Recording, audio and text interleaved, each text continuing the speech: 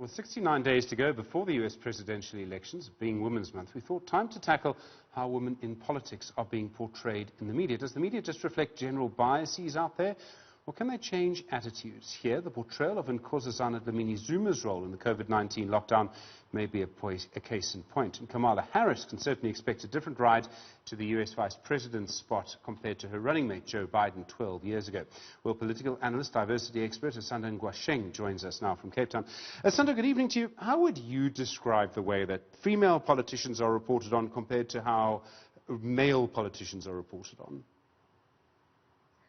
Hi, good evening, and thank you for having me. I think that, the way that female politicians are depicted in media just shows us a very general sense of the kind of gender stereotyping that happens to women in general, but also particularly when women are in politics, which is seen to be quite a serious, calling or career, and also politics, which is seen to be and is also actually a male-dominated career.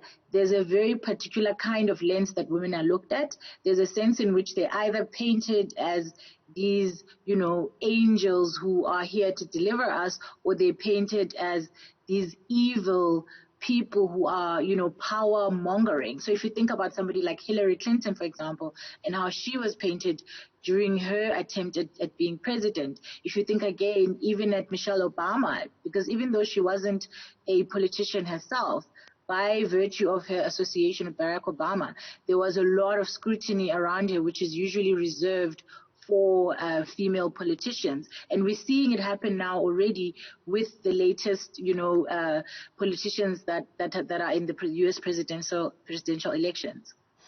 Is one of the issues dress? So, again, in the US example, a man will literally wear what I'm wearing now, which is a suit and a tie. It's pretty simple. No one's ever going to comment on the shoes that I'm wearing. If you're a female politician, I don't think that's the case. It's a bit more complex. Yeah, if you're a woman, people are going to talk about what you're wearing. They're going to talk in detail about your hairstyle. And sometimes they'll even focus on a particular aspect of your body.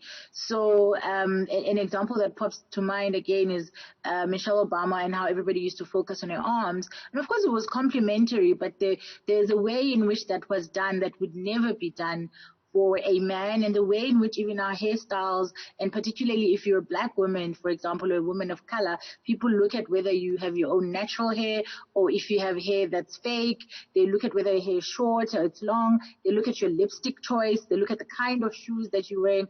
Are they high heels? Are they comfortable shoes? And they try to analyze, what does it mean that you're wearing this? What does it mean that you're wearing this color? And yet men can wear a suit of any color, a suit of any cut, and there really will be any focus on that. People are more interested in hearing what's actually coming out of their mouth and what they have to say and the policies that they are, putting forward. Whereas with women, there's so much distraction that happens around everything that they are.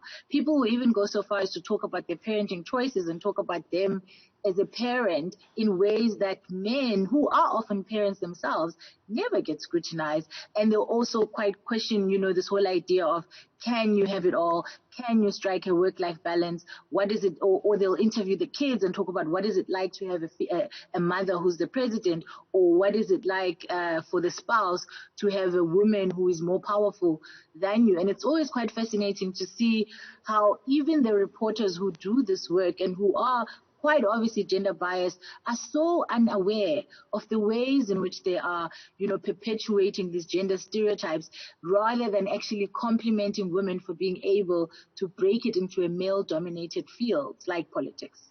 It may seem strange to remember now, but before 1994, there was actually only one female cabinet minister in that last apartheid cabinet.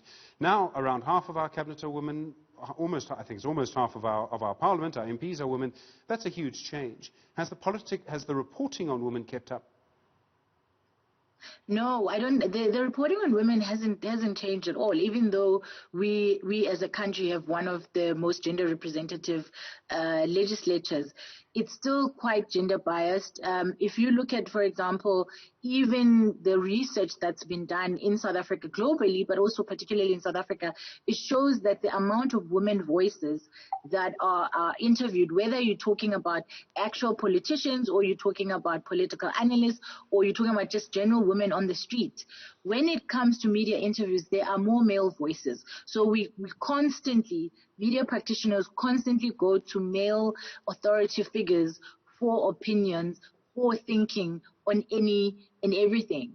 And that's highly problematic, considering that, we have such a high representation in the legislature, but the media, which is supposed to be, a voice of society, still does not recognize the importance of the voice of women. And I mean, I can even talk about myself as a political analyst. I have a lot of people that ask me, why do I wear red lipstick? Why am I wearing such bright colors? As if because I'm a political analyst, I now have to wear these dull tones, and I have to present myself in a way that's closer to male than it is to female. And that's just a general problem that we have. And, people really need to educate themselves about the gender biases that they carry and do a lot of work to make sure that they are not, perpetuating gender stereotypes, even as they give women platforms.